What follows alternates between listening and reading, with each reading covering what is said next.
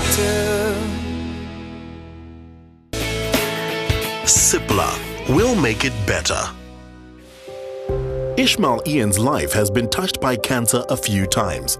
He first encountered it while he was studying towards being a Catholic priest. At the time, his mother was diagnosed with non-Hodgkin's lymphoma. I spoke to the oncologist from Groote Hospital, my mom's oncologist, and he introduced himself and said that your mom has been diagnosed with cancer and she wanted you to be her support.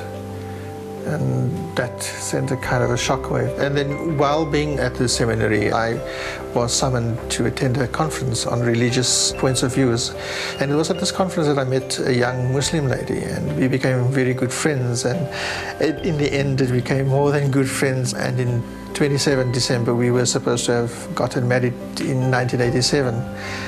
But unfortunately, a week before our wedding, she met with a car accident, and the autopsy revealed that she had a tumor on the brain, and also revealed that it was cancerous. It was a malignant tumor, so she also passed away with cancer. So my life at that stage started to circle around the big C. I only started feeling sick round about the time I had to go for an insurance policy, medical. I never took much notice of the illness. It was more to do with my pelvic region, which was very painful, and the doctor then diagnosed it as being a kidney problem. When the doctor realized that nothing was improving with regards to my kidneys and the treatment I was undergoing, and he felt, as a specialist urologist, that we needed to try another avenue, and he then did another rectum test to try and see if there wasn't anything else, and lo and behold, it was then discovered I had a swollen prostate. About a week later, I got a phone call. I needed to come to his rooms quite urgently.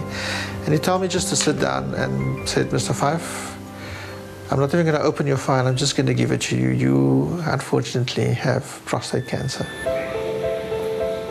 The problem with the prostate is that it's the commonest site for cancer in men after skin cancer. And it's the second biggest killer of men as far as cancers go after lung cancer. Now, prostate cancer is extremely common. You're looking at about a 20% risk in your life of developing prostate cancer. So about 1 in 5 to 1 in 6 men will get a prostate cancer some stage in their life. And as we get older, it's more likely to happen as well.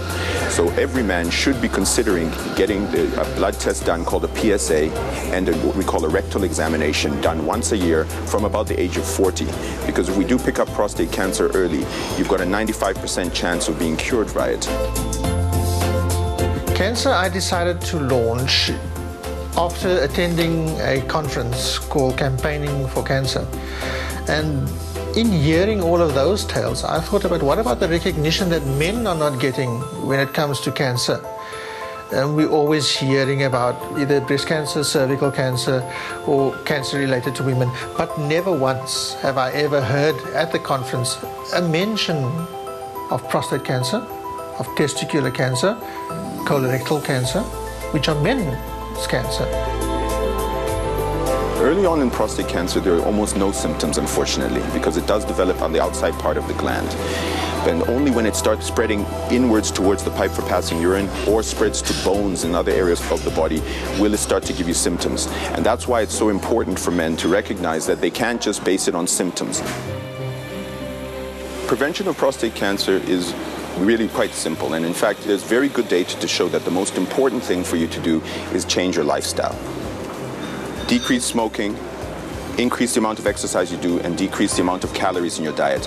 It has a protective effect. You can decrease your cancer rates by 30%, not just prostate cancer, but all cancers across the board. And if you live long enough, unfortunately, everyone will get prostate cancer. In fact, that's why one of our patrons is the Prostate Cancer Foundation, is the Archbishop Desmond Tutu, who has come publicly that he has prostate cancer.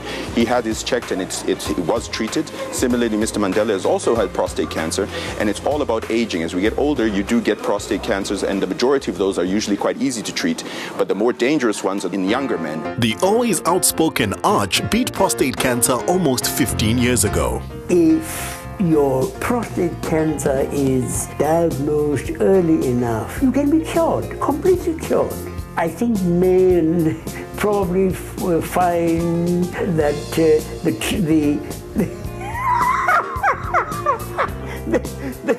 the examination is probably the worst part of it. But, I mean, you think good thoughts, man. With a lot of laughter and early detection, the Arch has been able to continue his humanitarian work unabated. I think it's important to recognize that in 2012, men need to start taking our health more seriously. We're dying too young, we're dying from diseases which are usually treatable. Cancer is probably the second or third biggest killer for men. Prostate cancer is one of the biggest.